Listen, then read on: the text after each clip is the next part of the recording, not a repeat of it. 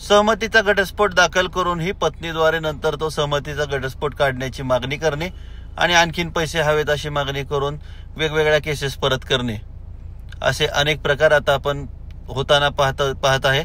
कुठून तरी एक ट्रेंड निघतो आणि नंतर प्रत्येक ठिकाणी तसंच होतंय की सहमतीचा घटस्फोट दाखल केला जातो. पहिल्या तारखेला एक चांगली रक्कम घेतली जाते आणि पुढच्या तारखेला राहिलेली रक्कम घ्यायचं ठरलेलं असतं आणि त्यामध्ये राहिलेले गुन्हे काढणं वगैरे बाकीच्या प्रोसेस करायचे असतात.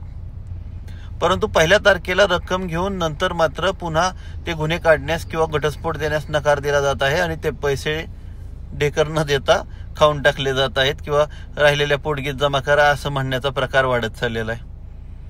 याच्यावर नक्की काय करायला पाहिजे किंवा याच्यावर एक प्रसंग वडगाव कोर्टात पुणे येथे काय घडला आणि तो आम्ही कसा सॉल्व्ह केला तो आपल्या सर्वांना फायदेशीर ठरेल याच्यासाठीचा आजचा हा व्हिडिओ आहे. याच्यासाठीचा आजचा हा आपला प्रयत्न आहे. मी ॲडव्होकेट संदीप, मराठी कायदा चॅनलमध्ये आपले सर्वांचे सहर्ष स्वागत. आजचा छोटासा व्हिडिओ हा फक्त त्या एका घटनेच्या अनुषंगाने आहे. त्यातून आपण शहाणं व्हावं हीही अपेक्षा आणि असं झालं तर कसा लढा द्यावा याचंही वर्णन आहे. तर मित्रांनो, हा आपल्या अशा अनेक व्हिडिओ पाहत राहण्यासाठी चॅनलला सबस्क्राईब केलं नसेल तर नक्की करा, फ्री आहे. नंतर कधी पेमेंट झालं तर मग ओरडत बसाल, त्यापेक्षा फ्री आहे. सबस्क्राईब करा, सगळे व्हिडिओ नक्की पाहायला मिळतील. शेअर करायला विसरू नका. तर मित्रांनो, विषय झाला वडगाव कोर्टातला. पुणे येथील हायवेला असणारा कोर्ट आहे, त्यामुळे आता फार मेट्रोपॉलिटन कोर्ट होऊन बसेल ते थोड्या दिवसात. तिथला घडलेला एक प्रसंग आहे. माझे एक क्लायंट आहेत, त्यांची बरेच वर्षापूर्वीची केस चालू होती, ती आपल्याकडे आली होती आणि काही कारणास्तव त्यांचं अचानक मिटण्याचं ठरलं. तिला बरीचशी पोटगी आधी झालेली होती, 2-3 लाख रुपये पेंडिंग असतील किंवा जास्त असतील, पण यांचं ठरलं की 3 लाख रुपये एक रकमी देऊन हे प्रकरण सगळं मिटवायचं. पक्षकार माझ्याकडे आले, मी त्यांना एक ड्राफ्ट करून दिला. त्यांचं फायनल ठरलं की आता मिटवायचंय. चांगली गोष्ट आहे. मुलीचा ताबा त्या महिलेकडे होता, पत्नीकडे होता. कोर्टात दाखल करायला गेले आणि पत्नी म्हटली की नाही, मला मिटवायचं, मला 3 लाख नाही 5 लाख पाहिजेत. पक्षकारांचा मला फोन आला. मी त्यांना म्हटलं घ्या निर्णय, तुम्हाला वाटतंय तर. त्याचा किरकोळ गोष्टीसाठी काय वाद करायची गरज नाही. मी त्यांना दोन्ही बाजूनं सांगितलं होतं, पण ठीक आहे, मिटतंय तर संपवून टाका हा उद्देश आपण त्यांना सांगितला. त्यांनी काय केलं, 3 लाख रुपये त्याच दिवशी दिले. त्याशिवाय ती काही सही करायला नाही म्हणत होती. 3 लाख रुपये त्याच दिवशी दिले. 2 लाख रुपये पुन्हा देण्याचे ठरले, पुढच्याच मधल्या तारखांमध्ये देण्याचे ठरले आणि ते प्रकरण दाखल झालं.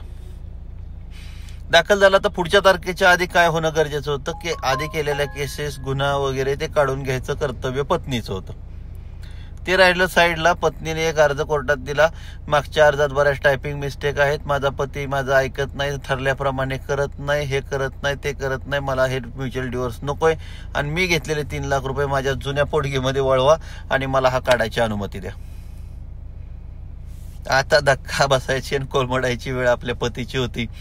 तर त्या दिवशी आम्ही त्या अर्जावर म्हणणं दिलं सविस्तर की बाबा असं असं नाही करता येणार वगैरे, आणि आर्ग्युमेंटमध्ये आम्ही मांडलं की हे रिकव्हरी केस आहे का किंवा कोर्ट म्हणजे काय एक रिकव्हरी बॉय आहे का, रिकव्हरीचं सिस्टीम आहे का, कंपनी आहे का की तुम्ही हे असं दाखल केलं आणि त्यातनं मिळालेले पैसे आमच्या रिकव्हरीमध्ये तिकडे टाका म्हणताय. कोर्टाचा अवमान आहे. आणि कोणती गोष्ट पतीने ठरल्याप्रमाणे केलेली नाहीये. 2 लाख रुपयाचा पुढचा डीडी सुद्धा आमच्याकडे तयार आहे. उलट या महिलेने वेळ लावला म्हणून ती डेट निघून गेली तर आम्ही तो रिन्यू करून आणलाय. मग यातली कोणती गोष्ट आहे की जी पतीने पाळलेली नाही, पती नीट वागत नाही? म्हणजे तुला डिवोर्स झाला तरी त्याने तुझ्याच मनाप्रमाणे वागावं असं म्हणणं आहे. या सगळ्या गोष्टी अतिशय जास्त आक्रमकपणे पण तेवढ्याच विनम्रतेने आम्ही कोर्टासमोर आणल्या आणि मला माझ्या साईडनं झाला म्हणून म्हणत नाही, परंतु एक उत्तम निकाल झाला. त्यामुळे सामाजिक दहशतवाद जो आहे किंवा लिगल टेररिझम जो आहे, कायदेशीर दहशतवाद जो आहे, जो पत्नीद्वारे चालतोय, तो कमी करण्यात हा निर्णय फायदेशीर ठरला. माननीय न्यायालयाने त्यांचा तो अर्ज तर फेटाळला, उलट राहिलेले 2 लाख रुपये भरून एकतर्फी घटस्फोट देणार असा निर्णय केला आणि पुढच्या 2 दिवसांनी तारीख ठेवली. आम्ही 2 लाख रुपयाचा डीडी कोर्टात जमा करायला गेलो तर ही पत्नी गैरहजर.